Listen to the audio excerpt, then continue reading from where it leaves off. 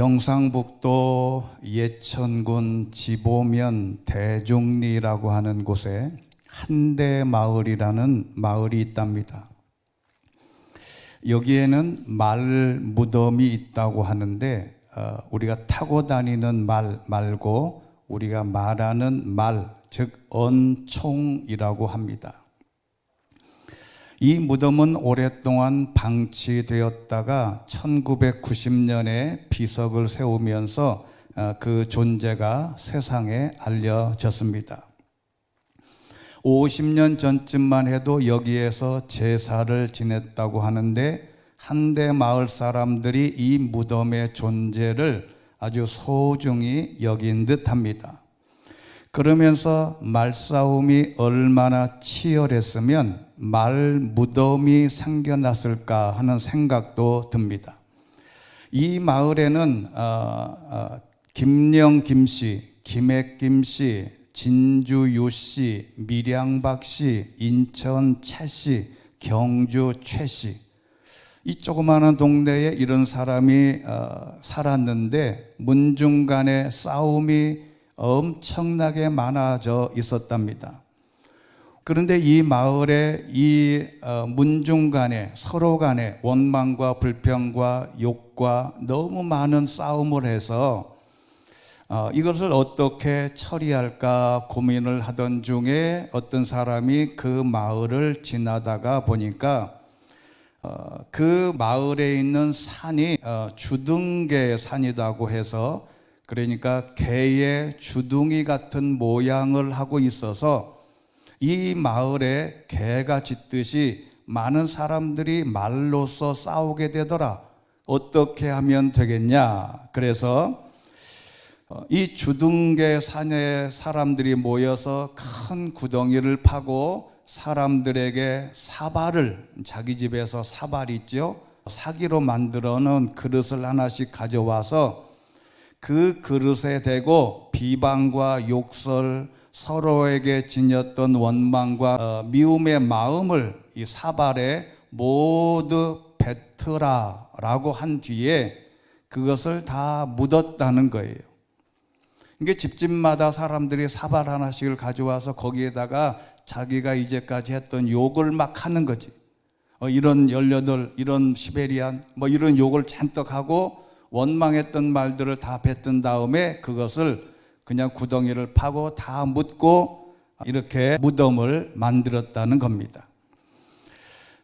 그리고 나서 실제로 이 마을에 말싸움이 없어졌고 모두가 다 평안하게 살았다 하는 전설이 내려오고 있습니다. 그래서 이 마을이 앞에 그림에 보였듯이 언총이라고 하는 묘지에 다시 사람들에게, 관광객들에게 이렇게 공개한 적이 있습니다. 세상은 모두 말 때문에 문제가 생겨요. 말은 어디에서 나오느냐? 우리 예수님이 말씀하셨습니다. 마가복음 7장 20절 말씀에 예수께서 이어 말씀하셨습니다. 사람 안에서 나오는 것이 바로 사람을 더럽게 하는 것인데 사람 속에서 곧 사람의 마음에서 나오는 것은 악한 생각, 음란, 도적질, 살인, 그리고 간음, 탐욕, 악의, 거짓말, 방탕, 질투, 비방, 교만, 어리석음이다. 이런 것들은 모두 안에서 나오고 사람을 더럽게 하는데 이게 어떻게 나오냐? 말로써 나오는 거죠.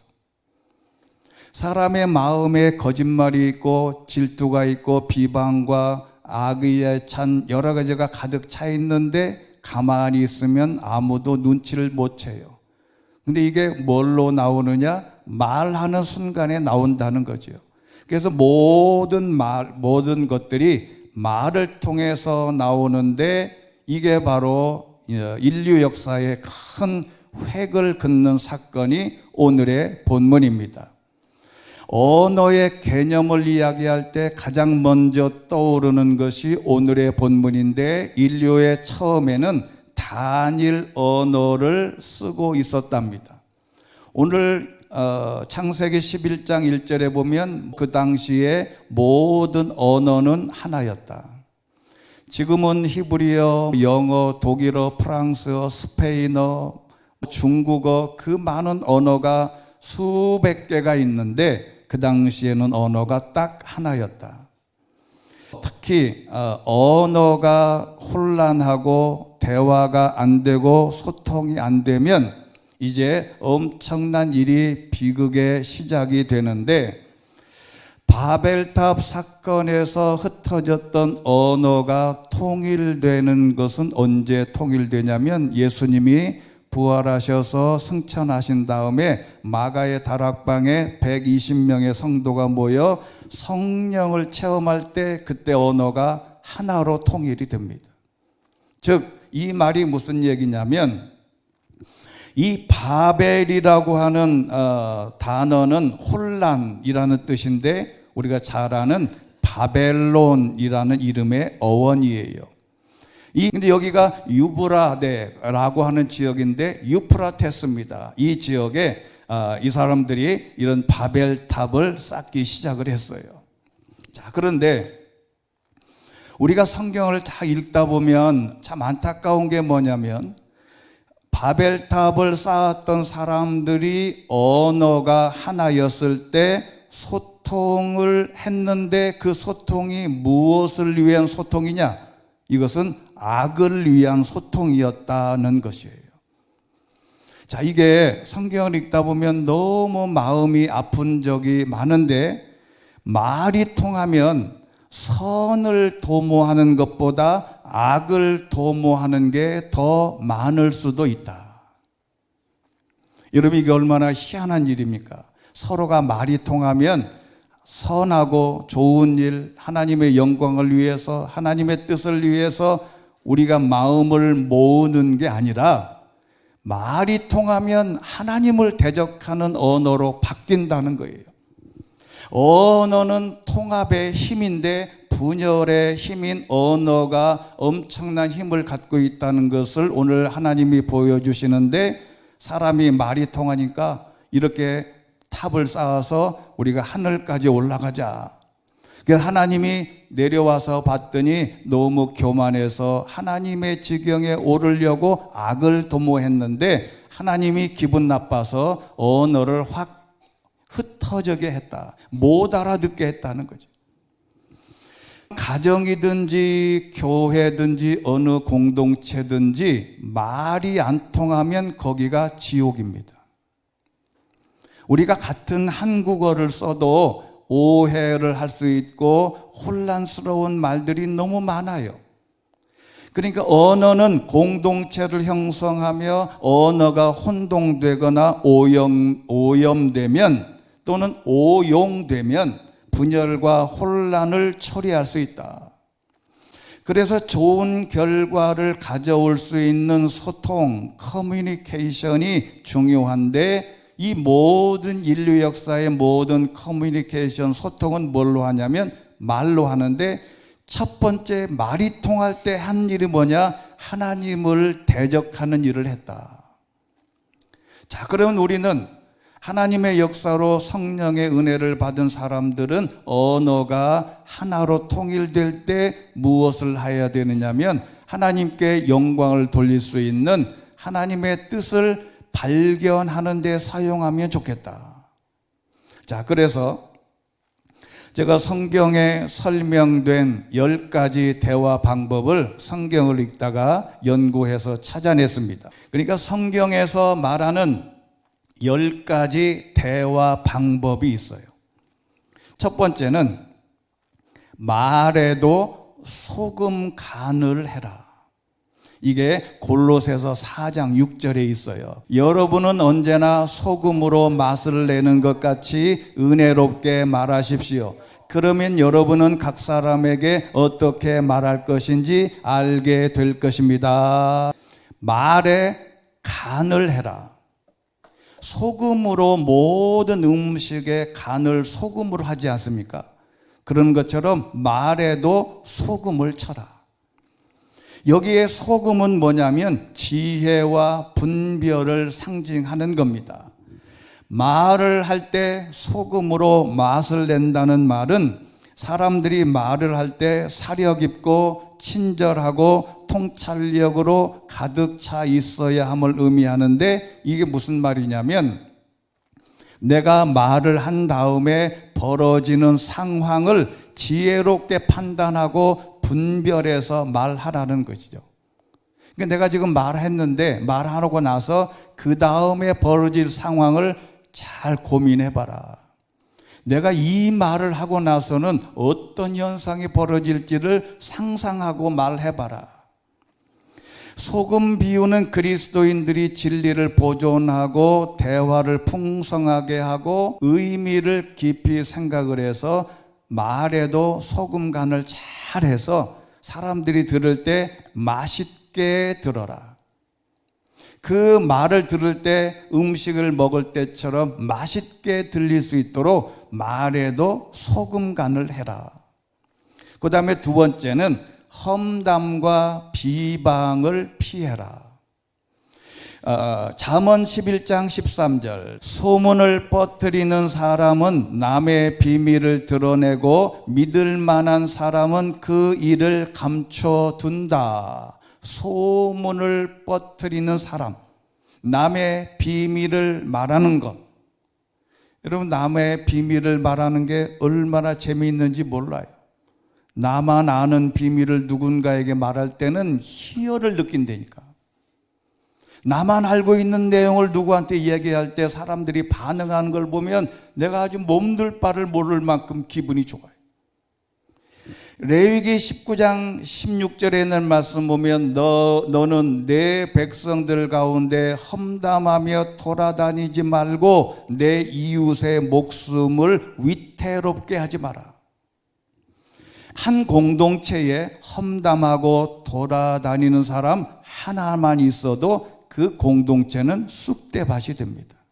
여러 사람 필요 없어요.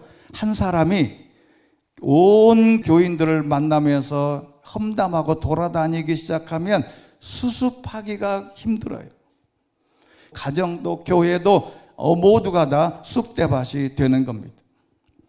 잠언 16장 28절 말씀, 악한 사람은 싸움을 불러일으키고 다른 사람에 대해 수군거리는 사람은 친한 친구들을 떼어놓는다. 내가 험담하면 사람과의 관계를 이간시키는 것이죠. 여러분, 소문으로 끝내야 하는데 소문이 진실이 되면 안 됩니다. 사람들은 소문을 진실로 알아들어요.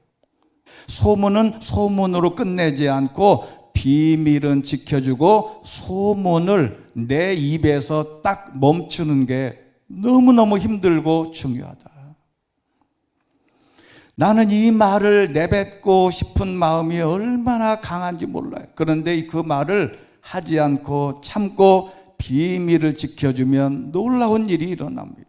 그 다음에 세 번째는 진실만을 말해라. 에베소서 4장 15절 말씀, 사랑 가운데 진리를 말하며 범사의 머리 되시는 그리스도에게까지 자라나야 합니다. 의사소통은 진실에 뿌리를 두어서 진실만 말해야 된다. 범사에 여기서 사랑 가운데라고 할 때 사랑은 아가페입니다. 엄청난 탑 클래스에 있는 사랑의 개념 속에서 진실을 말을 하는데, 우리가 머리 되시는 예수님에게까지 자랄 정도로 진실만을 말해라. 범사의 모든 일에, 신앙적인 문제뿐만 아니라 일반적 모든 생활에서도 그리스도에게까지 예수님처럼 해라. 그 다음에 네 번째는 천천히 말해라. 야고보서 1장 19절입니다. 내 사랑하는 형제들이여, 이것을 명심하십시오. 사람마다 듣기는 빨리 하고 말하기는 천천히 하며 노하기도 천천히 하십시오. 이게 중요한데 천천히 말해라. 성급하게 말하지 말고, 사람이 듣자마자 내가 판단해서 그럴 거라고 생각하고 바로 말하지 마라. 그리고 말 자체도 느리게 말해라. 그리고 천천히 말하려면 경청이 중요한데 잠언 17장 27절 말씀, 지식이 있는 사람은 말을 아끼고 통찰력 있는 사람은 성급해하지 않는다. 성급하게 듣고 바로 판단해서 말하지 마라. 나중에 생각해 보면 그게 아닐 수도 있다. 그러면 이렇게 하려면 좋은 경청자가 돼야 되는데, 좋은 경청자는 어떻게 하는 게 경청하느냐면, 자신의 관점과 다를지라도 이해하려고 노력을 해라. 내 생각하고 안 맞으면 막 흥분하고 너무 답답해. 그래서 빨리 내 의견을 말하고 싶어요. 그 다음에 두 번째는 건설적인 피드백을 제공해라. 건설적인 피드백이냐면 그 사람이 이야기하는 내용에 대해서 방해하고 싶은 충동을 참고 건설적으로 잘 대화할 수 있는 요소를 말해라. 그 다음에 세 번째는 리액션을 잘해라. 이게 중요한데 아멘도 리액션이다. 어느 교회들 방송에 보면 별거 아닌데도 아멘 소리가 너무 커. 근데 어느 교회는 아멘이 커야 될 때 아멘을 안 해. 아멘도 리액션이다. 이게 뭐냐면 대화할 때 잘 들으려면 리액션을 잘하고 호응하고 우리나라의 판소리처럼 얼씨구 라고 계속 추임새를 넣어줘야 된다. 그 다음에 다섯 번째는 격려하는 말을 해라. 데살로니가전서 5장 11절, 그러므로 여러분은 지금 하고 있는 그대로 서로 권면하고 서로 세워주십시오. 여기 서로 피차라고 하는 말은 상호 간에요. 여러분, 사람들이 대화를 할 때 기독교 중요한 용어 중에 하나가 뭐냐면 서로입니다. 한쪽은 막 막무가내로 말하는데 한쪽에는 착실하게 말해라. 안 됩니다. 항상 서로가 중요해요. 그래서 교회는 일방적으로 희생하고 일방적으로 헌신하고 일방적으로 어떤 것을 강요하지 않아요. 그러니까 항상 서로가 중요하다. 그 다음에 여섯 번째는 더러운 말을 피해라. 에베소서 4장 29절 말씀. 더러운 말은 어떤 것도 여러분의 입 밖에 내지 말고 오직 성도를 세워주는데 필요한 대로 선한 말을 해서 듣는 사람들에게 은혜를 끼치도록 하십시오. 더러운이라고 하는 말은 이 사프로스라고 하는 헬라어인데 이게 문자적으로나 도덕적으로 사용하기에 부적합한 말을 하지 마라. 성도들을 세워주고 선한 말을 해서 듣는 사람들에게 은혜를 끼치고 말을 듣고 기분 나쁘지 않게 잘 할 수 있는, 왠지 듣고 나면 기분 나쁜 말을 하면 안 된다. 받은 은혜를 나쁜 말 한마디에 다 쏟아 놓는다 이 말이죠. 그 다음에 일곱 번째는 겸손하게 말해라.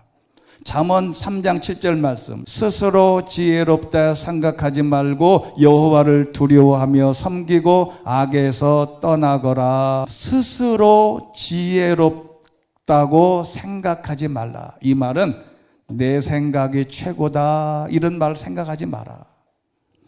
교만은 스스로 지혜롭다고 생각하는 것입니다. 내 말이 맞아, 내 의견이 맞아, 내 뜻이 맞아, 내가 지금 하고 있는 모든 것이 최상이라고 말하지 말고 스스로 지혜롭다고 생각하지 말고 빌립보서 2장 3절 말씀대로만 하라. 무엇을 하든지 이기심이나 허영으로 하지 말고 서로 겸손한 마음으로 다른 사람들을 자기보다 낮게 여기십시오. 무엇을 하든지 이기심, 허영으로 하지 말고 겸손한 마음으로 저 사람이 나보다 낫다 이런 마음으로 살면 정말 행복한 길을, 하나님의 축복의 길이 거기에 있는 거다. 사람하고 대화할 때 내가 저 사람보다 아는 것도 많고 더 똑똑해, 그러면 금방 티가 난다. 그 다음에 여덟 번째는 과격한 말을 하지 마라. 잠언 15장 1절 말씀. 온유한 대답은 진노를 가라앉히지만 과격한 말은 분노를 일으킨다. 과격한 말이 무슨 말이냐? 두 가지입니다. 하나는 목소리가 큰 거예요. 될 수 있으면 이야기할 때 목소리를 높게 하거나 악을 쓰거나 그리고 욕을 담거나 그리고 목소리를 너무 흥분해서 말하면 안 된다. 사람마다요, 이 분노 버튼이 있다 그래요. 이제 이걸로 오늘 가장 이제 중요한 부분의 하나인데, 사람은 어떤 한 부분을 건드리면 그 버튼이 있어요. 그 버튼을 누르면 갑자기 화가 납니다. 이게 무슨 얘기냐면, 사람마다 어떤 사람은 자존심을 건드리면 분노하는 사람이 있고, 어떤 사람은 외모를 평가하면 분노하는 사람이 있고, 어떤 사람은 그 사람의 어떤 행동에 대해서 지적을 하면 분노하는 경우가 있어요. 분노 버튼이 있어요. 근데 그거를 남편과 아내와 가정에서도 똑같습니다. 그 분노 버튼을 누르지 않아야 돼요. 근데 더 중요한 게 있어요. 그건 뭐냐면 나의 분노 버튼이 뭔가를 빨리 아는 거예요. 그 분노 버튼을 빨리 찾아야 됩니다. 그래서 전도서 7장 9절에 이런 말씀이 있어요. 너는 조급하게 분노하지 마라. 분노는 어리석은 사람의 가슴에 머무는 것이다. 조급하게 분노하지 마라. 그 다음에 9번째, 거짓말을 하지 마라. 앞에 진실만을 말해라 하는 것과 같은 말인데, 잠언 12장 22절. 거짓말하는 입술은 여호와께서 싫어하시지만 진실한 사람들은 기뻐하신다. 거짓말은 사탄의 중요 사역 중에 하나였습니다. 창세기 2장 17절 말씀을 하나님이 이렇게 말씀하셨어요. 그러나 선과 악을 알게 하는 나무의 열매는 먹지 마라. 그것을 먹는 날에는 내가 반드시 죽을 거다라고 하나님이 말씀하셨어요. 그런데 사탄이 뭐라고 거짓말하냐면, 뱀이 여자에게 말했습니다. 너희가 절대로 죽지 않을 것이다. 거짓말한 거죠. 하나님은 반드시 죽을 거다라고 말했는데 뱀은 절대로 안 죽는다. 너희가 그것을 먹는 날에 눈이 열려서 너희가 선과 악을 아시는 하나님처럼 될 거기 때문에 하나님이 미리 알고 먹지 말라고 했다. 그래서 요한복음 8장 44절 끝에 보면, 그는 거짓말을 할 때마다 자기 본성을 드러낸다. 이는 그가 거짓말쟁이이며 거짓의 아비이기 때문이다. 우리나라의 재판이, 법원에 가보면 수없이 재판이 있어요. 근데 재판이 뭘까요? 재판은요, 딱 하나입니다. 거짓말하는 것을 잡아내는 게 재판이에요. 이게 어떤 세상에 어떤 재판이든 딱 하나입니다. 거짓말하는 것만 밝혀내면 재판이 돼요. 거짓말하는 것. 그만큼 온 세상은 다 거짓말이에요. 자기가 다 해놓고 안 했다고 하니까 이게 다 거짓말이지.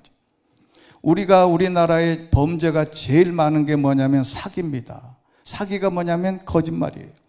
금융사기, 신혼도용사기, 보험사기, 인터넷사기, 회계사기, 건설사기, 건강보험사기, 계약사기, 연금사기, 전화사기, 보이시피싱, 정치사기 등 사기공화국이에요. 모든 대화에서 거짓말을 하지 말고 입만 열면 거짓말하는 습성을 중요하게, 이걸 감각을 알아야 된다. 요한계시록 22장 15절에 보면 거짓말을 좋아하고 행하는 사람들은 도성 밖에 있을 거다. 지옥 간다 이 말이에요. 그리고 10번째는 지혜롭게 말하기를 이제 연습을 하라. 잠언 16장 23절. 지혜로운 사람의 마음은 자기 입을 가르치고 자기 입술에 배움을 더해준다. 오늘 중요한 단어입니다. 입술의 축복을 받아야 된다. 입술의 축복. 내가 말하는 말마다 누가 들으면 은혜가 넘치고, 저 사람 말 한마디에 내가 풀이 죽었다가 다시 힘이 솟아나고 내 마음에 기쁨이 충만해지는 바로 그 입술의 축복이에요. 입술의 축복을 받은 사람이 있는 그 공동체는 하나님의 놀라운 은혜가 넘치게 될 줄로 믿습니다. 잠언 12장 18절 칼로 찌르는 듯 아픔을 주는 말이 있으나 지혜로운 사람의 혀는 병을 고친다. 지혜롭게 말하면 병도 고친다는 거예요. 심령의 병, 진짜 병, 여러 가지 병이 얼마나 많아요. 말을 잘하면 그 말로도 병을 고친다. 우리의 입이 병을 고친다 이 말을 반대로 말하면 내가 말을 잘못하면 병이 생길 수도 있다 이 말이죠. 잠언 18장 21절 말씀 죽고 사는 것이 혀의 능력에 달려 있으니 혀쓰기를 좋아하는 사람들은 그 열매를 먹을 것이다. 야고보서 3장 5절 보면 혀도 작은 지체이지만 큰 것을 자랑하는데 6절 말씀 보면 혀는 불이다.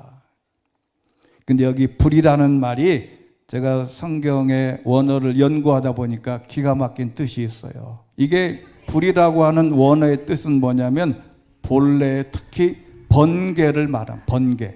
빵! 하고 번개. 내가 말을 잘못하면 사람에게 번개를 치듯이 충격을 주는 거죠. 사람의 말이요 번개입니다. 사람이 말을 잘못하면 사람에게 갑자기 뻥! 하고 사람에게 충격을 주는 거죠. 혀는 불이다. 그런데 하나님이 이렇게 말씀하셨어요. 마태복음 12장 36절 내가 너희에게 말하는데 심판날에 사람이 자기가 함부로 내뱉은 모든 말에 대해 해명해야 된다. 내가 한 말로 의롭다는 판정을 받기도 하고 내가 한 말로 죄가 있다는 판정을 받기도 할 거다. 그래서 시편 19편 14절 말씀 오 여호와여 내 반석이여 나를 구원하신 주여 내 입의 말과 내 마음의 묵상이 주께 받으실 만한 것이 되기를 원합니다. 할렐루야. 내 입의 말과 내 마음의 묵상이 주께 받으실 만한 것이 되기를 원한다. 최고 축구 리그인 영국의 프리미어 리그가 있습니다. 근데 이 프리미어 리그에는 가슴에 옷 안에 전자장치를 매는 그게 있어요. 그래가지고 그걸 이렇게 매고 하면 이 사람이 어디로 어떻게 뛰었는지 몇 발자국을 뛰었는지 뛸 때 이 맥박이 얼마나 높아졌는지를 컴퓨터로 완벽하게 분석을 해요. 근데 한 번은 이 프리미어 리그 사람들에게 소형 마이크를 달아줬대. 얼마나 욕을 많이 하는지 이 사람들이. 그래가지고 선수들 포지션에 가릴 것 없이 거친 욕설로 수시로 내뱉는데 수위가 너무 높아서 다큐멘터리에서 차마 내보낼 수 없을 정도로 욕을 많이 하는 거예요. 그러니까 힘들고 축구하다가 안 되면 상대방이 조인트를 까면 아이씨 18 뭐 시벨리우스 막 욕을 하는 거예요. 같은 편인데도 패스를 안 해주면 야 욕을 하는 거지. 그래가지고 프리미어 그 리그 소속의 구단 뉴캐슬이라고 하는 단체에서는 너무 선수들 간에 욕을 해서 경찰이 와서 뜯어 말린 적도 있어요. 미국의 여러 대학이 연합을 해서 성인 직장인들의 옷에 녹음기를 부착했는데 하루 종일 몇 번이나 거짓말을 하나 봤더니 사람들은 8분에 한 번씩 거짓말을 하더래요. 8분에 한 번씩 그냥 자연스럽게 야 옷이 너무 이쁘다. 사실은 안 이쁜데. 오늘 화장 잘 받았는데 안 받았는데. 젊어 보여 안 젊어 보이는데 거짓말을 막 입에 달고 사는 거지. 결론은 뭐냐면 시편 141편 3절 말씀이에요. 이 말씀이 너무 우리 마음에 와 닿아야 되고 우리의 표대가 되어야 됩니다. 오 여호와여 내 입에 파수꾼을 두시고 내 입술의 문을 지켜 주옵소서.